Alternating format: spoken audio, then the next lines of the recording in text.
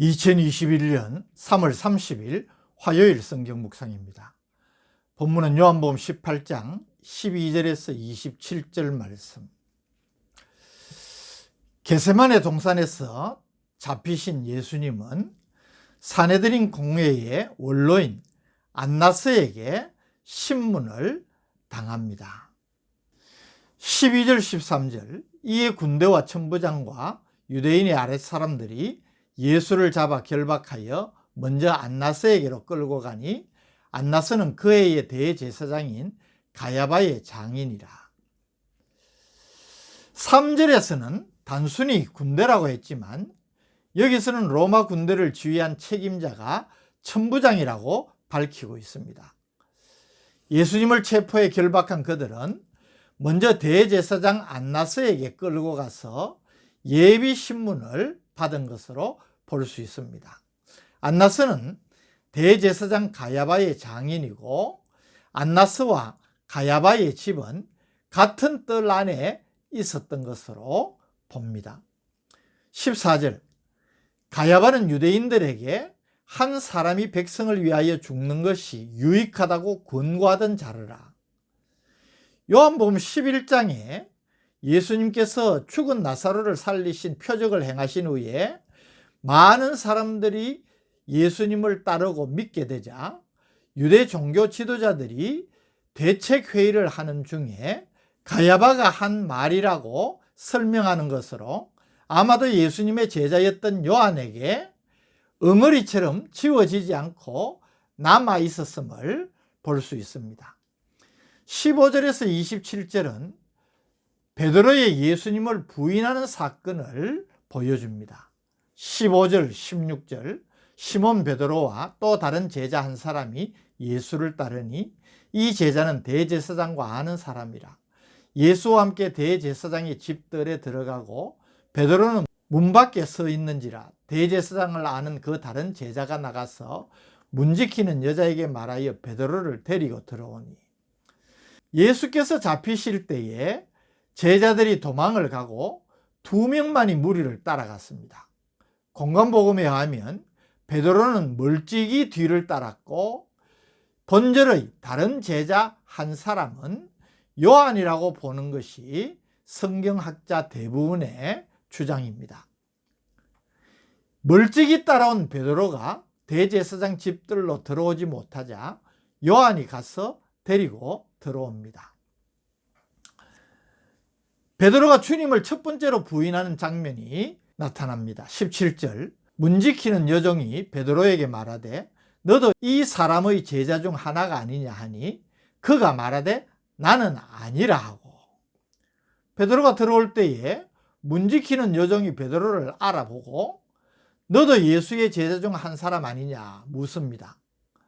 베드로가 즉각적으로 나는 아니라고 합니다.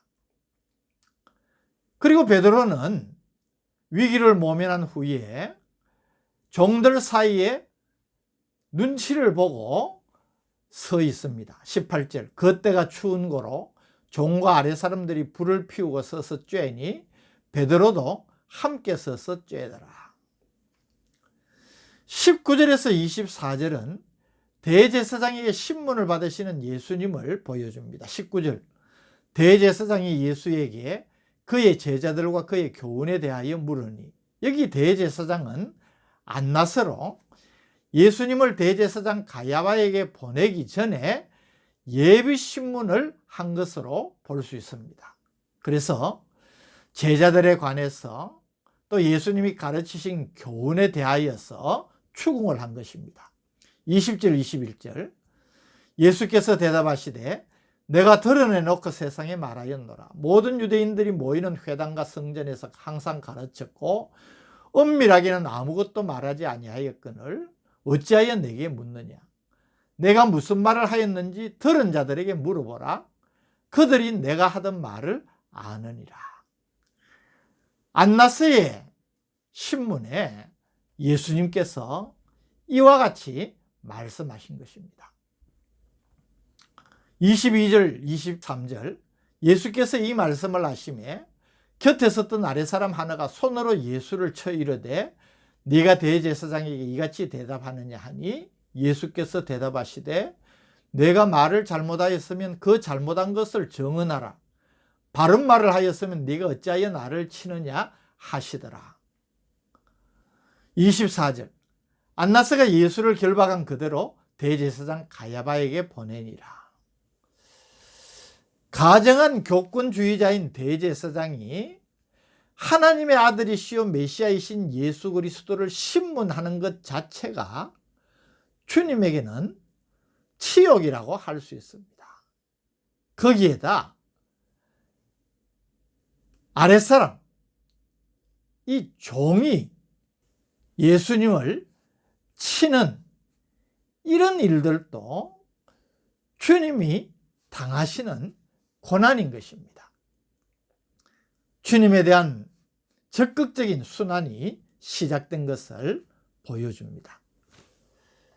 베드로의 두 번째 부인을 볼 수 있습니다. 25절 시몬 베드로가 서서 불을 쬐더니 사람들이 묻되 너도 그 제자 중 하나가 아니냐. 베드로가 부인하여 이르되 나는 아니라 하니. 이번에는 무리들 가운데에서 시몬 베드로에게 너 제자 중 하나가 아니냐고 다시 확인합니다. 베드로가 즉각 나는 아니라고 두 번째 부인을 합니다. 약간의 시간이 흐른 후에 베드로의 세 번째 부인이 일어납니다. 26절 27절 대제사장의 종 하나는 베드로에게 귀를 잘린 사람의 친척이라 이르되 내가 그 사람과 함께 동산에 있는 것을 내가 보지 아니하였느냐. 이에 베드로가 또 부인하니 곧 달기 울더라. 사람들의 추궁으로 당황스러운 베드로에게 이제는 자신이 칼로 귀를 친 말고의 친척이 현장에서 그를 목도한 사실을 말할 때에는 거의 제정신이 아니었을 것입니다. 그래서 이제 단순히 아니라고 부정하는 정도로 위기를 모면하기가 어렵다고 판단한 베드로가 공관복음에 하면 저주하며 맹세까지 하며 부인하였다고 기록하고 있습니다. 베드로가 이렇게 세 번 주님을 부인하는 순간 곧 닭이 울더라. 이 닭울음은 두 번째 닭의 울음이었을 것입니다. 주님께서 마가복음 14장 30절에 오늘 이 밤 닭이 두 번 울기 전에 네가 세 번 나를 부인하리라 예언하셨을 때에 내가 주와 함께 죽을지언정 주를 부인하지 않겠나이다 라고 호언장담했던 베드로 아닙니까? 그런데 그가 세 번째, 그것도 아주 강하게 주님을 모른다고 부인했을 때에 닭이 울었고 그 순간 자신을 쳐다보시는 주님과 시선이 마주쳤습니다. 아마 주님은 가야바에게서 신문을 마치고 옮겨가는 과정에 베드로를 마주볼 수 있었던 상황인 것으로 보입니다. 모욕과 고통을 당하시는 중이지만 베드로를 쳐다보시는 주님의 눈길은 사랑과 연민의 눈길이었을 것입니다. 그러나 이 사랑의 눈길을 베드로가 볼 때에 닭 울기 전에 세 번 나를 부인하리라는 말씀이 기억나서 그는 밖으로 나가서 심히 통곡을 하게 된 것입니다. 오늘 우리가 잘 아는 기사이지만 베드로의 실패와 좌절을 생각하면서 교훈을 얻기를 원합니다. 베드로의 마음이 참 참담했을 것입니다. 아니 내가 무슨 일을 한 거지? 아니 어떻게 이런 일이 실제 일어났단 말인가? 얼마나 안타깝고 후회스러웠을까요? 특별히 주님에게 호언장담까지 했던 베드로 아닙니까? 나는 절대로 주님을 부인하는 일이 없을 것입니다. 사실 베드로만 주님을 부인한 것이 아니지 않습니까? 제자 모두가 주와 함께 죽을지언정 주를 부인하지 않겠노라고 장담했습니다. 베드로는 멀찍이라도 이 자리까지 주님을 따라왔지만 다른 제자들은 도망을 가고 보이지도 않습니다. 베드로는 자신의 결정적인 실수를 평생의 자신의 삶을 붙드는 지렛대로 활용했습니다. 전설에 의하면 베드로는 이때부터 다구름 소리가 들릴 때마다 자신의 죄를 생각하면서 무릎을 꿇고 눈물을 흘렸다고 합니다. 때문에 평생 그의 눈에 눈물이 마를 날이 없이 지냈다고 합니다. 우리는 실수할 수 있습니다. 또 크게 범죄할 수도 있습니다. 우리의 연약함을 생각하면 절대 그런 일은 있을 수 없다고 어떻게 장담하겠습니까? 그러나 실수하고 범죄하더라도 다음이 중요합니다. 진정으로 반성하고 회개하고 돌이키면 그야말로 전화위복의 기회가 되는 것입니다. 물론 우리 힘만으로 할 수 없습니다. 베드로의 예를 보아서 아무리 결심하고 결단하더라도 나의 힘으로 내 믿음과 내 결단을 지켜나갈 수가 없습니다. 성령께서 붙들어 주시기를 기도하고 의지하시기를 바랍니다. 또 서로 원치 아니하는 실수와 실패와 범죄를 하더라도